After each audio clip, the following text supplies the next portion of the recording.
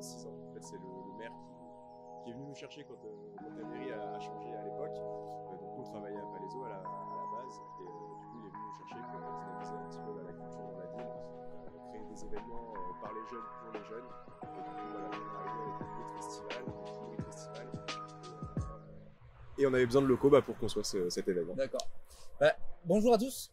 On est déjà installé avec Maxime et Juliette, organisateurs donc, de l'Hybrid Festival. Je vois que tu es parti direct. Hein, ouais, je te poser une question. Je m'échauffe un petit peu et puis après on prendra ce qu'il y a de bon. C'est un plaisir. Hein. Moi, c'est la première fois que je viens vous voir parce que c'est vrai que je suis arrivé il n'y a pas très longtemps. En cours de route. Et justement, j'ai plein de questions à vous poser parce que j'ai entendu parler de l'Hybrid, j'ai entendu parler du Submersible, mais qu'est-ce que vous pouvez dire à un mec comme moi qui vient d'arriver et qui connaît rien de tout ça en fait?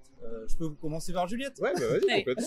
Alors le Submersible, c'est vraiment une histoire de potes à la base.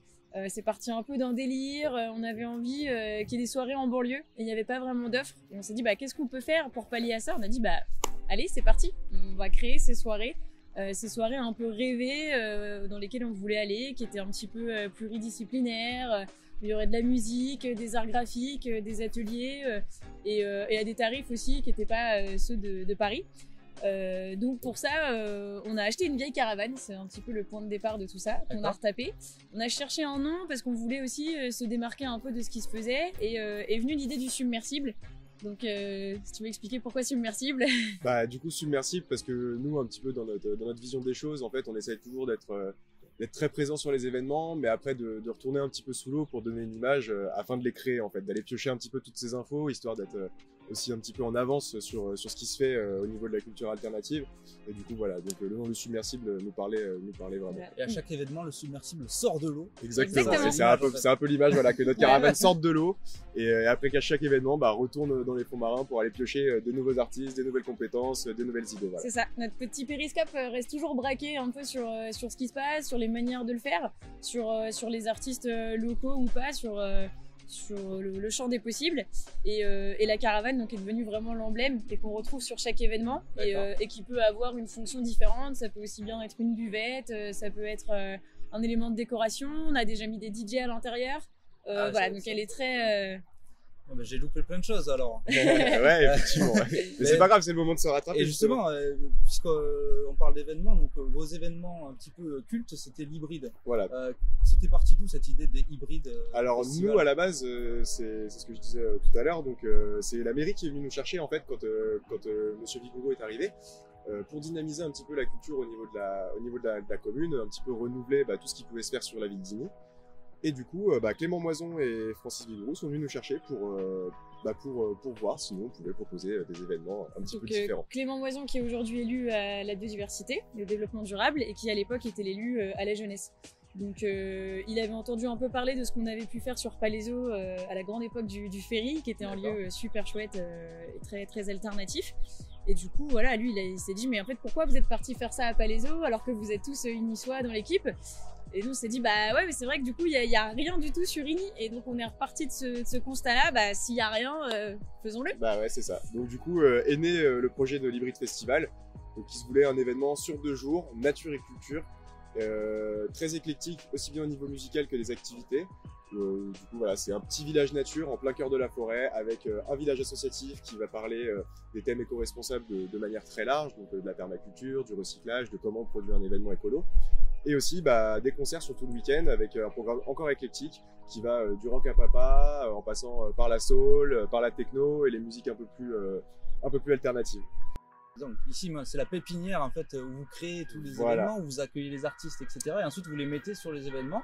Exactement. Et cette année, puisqu'on est là aussi en numérique en ce moment, là, on s'adapte à tout. Vous avez vu, on fait des vidéos, etc.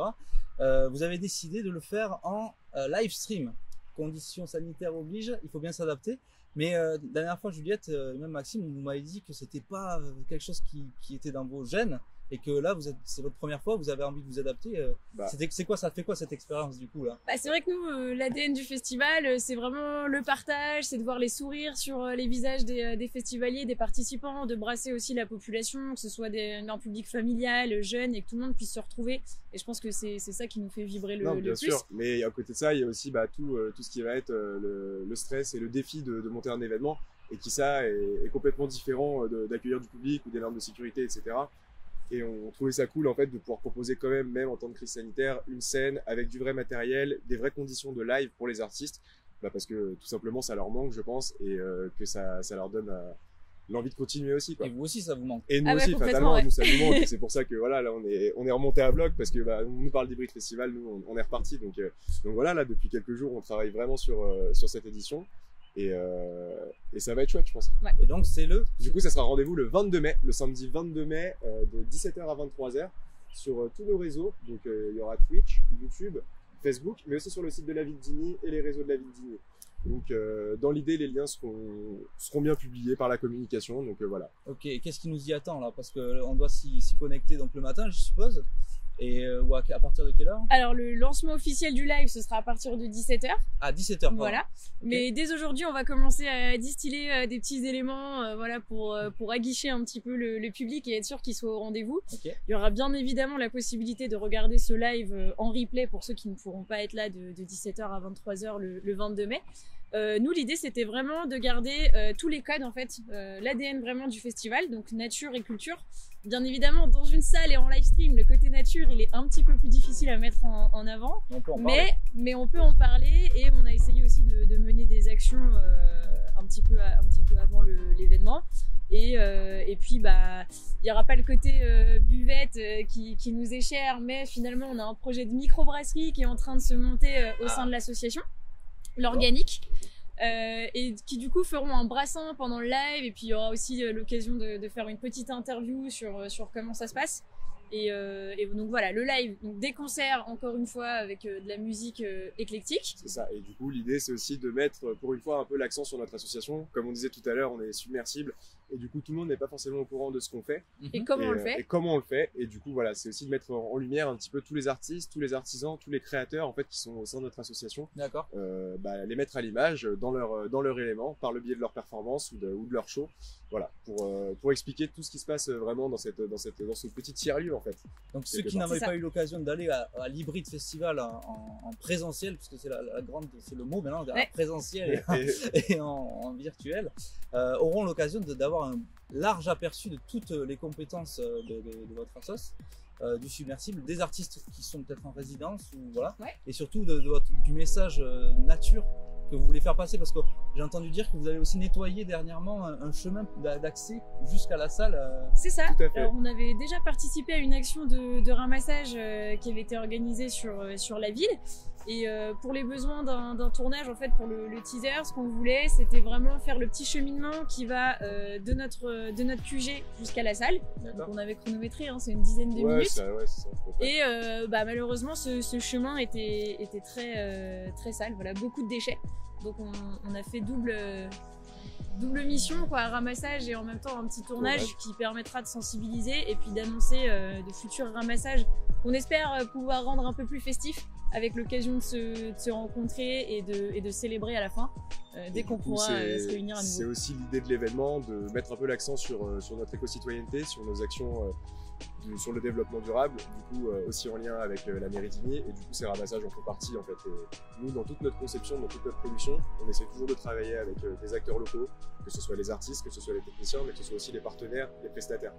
Et dans notre démarche de création de mobilier, de location, on fait la même chose. Donc on va travailler avec beaucoup de matériaux de récupération, qu'on va ou réparer ou retransformer.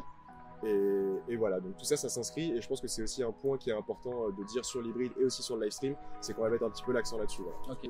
Merci beaucoup d'avoir accepté de jouer le jeu pour ce deuxième conversation avec. Avec grand plaisir. Conversation avec Juliette et Maxime du Submersible. Et merci à tous en tout cas. Merci à tous. Merci et à on se retrouve le 22 mai. Et on se retrouve le 22 mai. Connectez-vous.